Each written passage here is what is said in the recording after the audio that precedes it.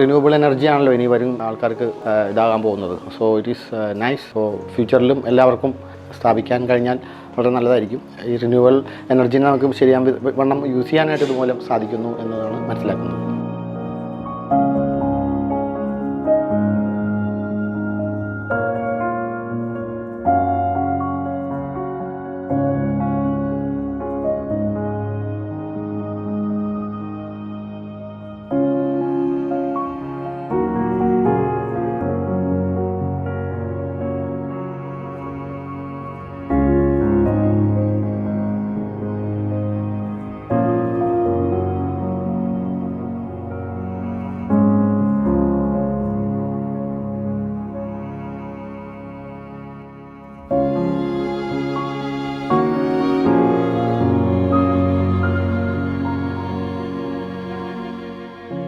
തീർച്ചയായിട്ടും കറണ്ട് ബില്ലിൽ വ്യത്യാസം വരും. കറണ്ട് ബില്ല് നമ്മൾ യൂസ് ചെയ്യുന്ന പോലെ തന്നെയാണ്. പക്ഷേ നമുക്കതിനകത്ത് മിനിമം ചാർജിൽ നിൽക്കാം എന്ന രീതിയിൽ ആകാൻ സാധിക്കും.